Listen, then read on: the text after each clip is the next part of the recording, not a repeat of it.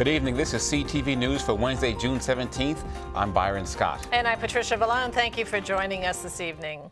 Well, for the second time in 3 weeks, last night the Prince George's County Council voted to override line-by-line vetoes handed down by the county executive. CTV's Sonia Shrivastava has been following the story and is here with more. Sonia, there's a lot going on in this back and forth.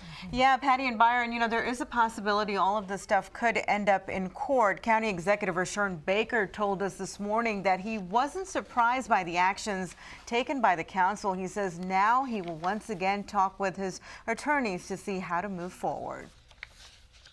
It was business as usual this morning as County Executive Byron Baker and Council Chairman Mel Franklin, along with Council Member Andrea Harrison, sat side by side at an event in Landover. But late last night, the council unanimously voted to override Baker's 32 line-item vetoes. I'm not surprised. I'm disappointed. Franklin seemed very cordial towards Baker, even thanked him for his service. So thank you, Mr. County Executive, and your team for their leadership. Franklin told CTV they will not approve a double-digit increase in the property tax rate. Baker says he vetoed parts of the budget because of two reasons. One, because he wants more funding for schools, and the second, because he thinks what the council did was illegal. I think the most important issue facing us, the one that we have not seen tremendous progress, is our education system. In order to fix that problem, you need resources, you need investment.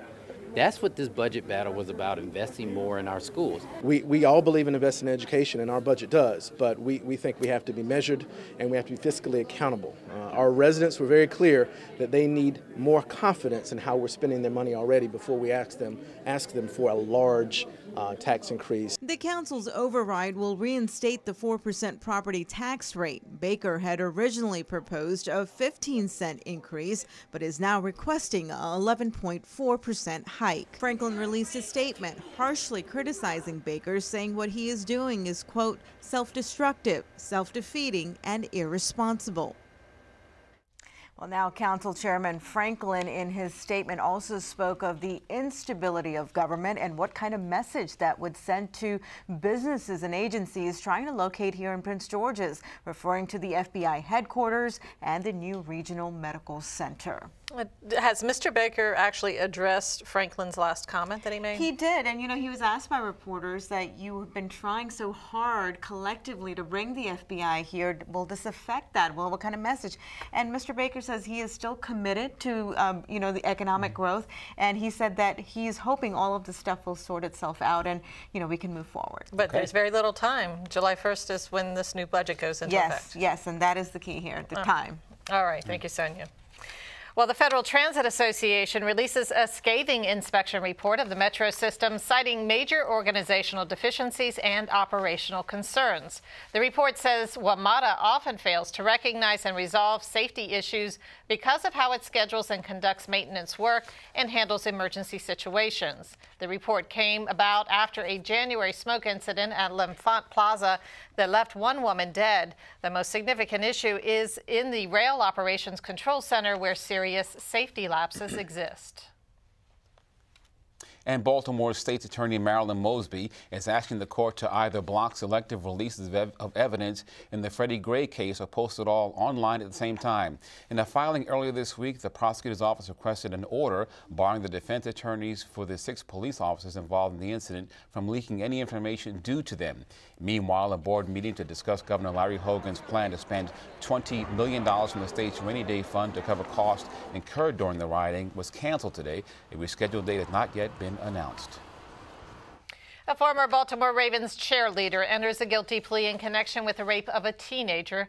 Molly Shattuck now faces up to 15 years behind bars. The 48-year-old was indicted last November on 2 counts of third-degree rape.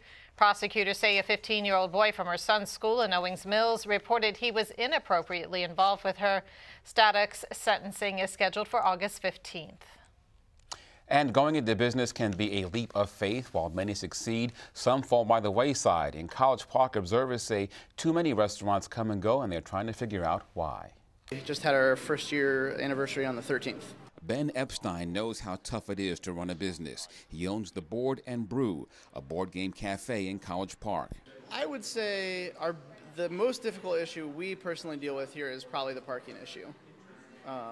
it's pretty bad. You know, we want to do morning business for coffee and breakfast, but with people unable to easily park, it's a lot harder to drive that business in. Epstein hopes to expand, but running a restaurant in College Park can have particular issues.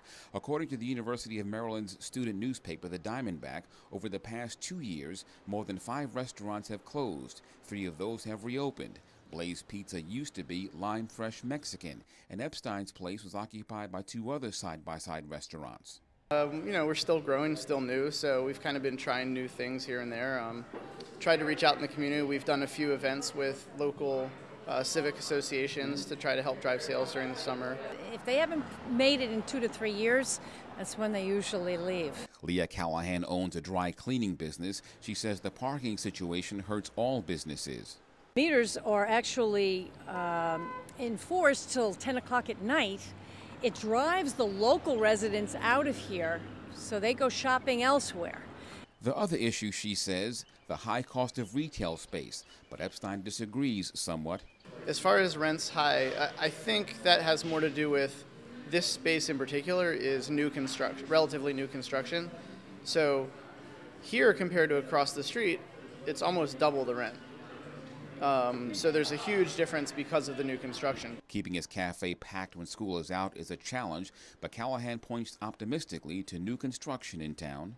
We're hoping that once the buildings are finished, once the building is done, that it's going to draw more business into the downtown College Park area.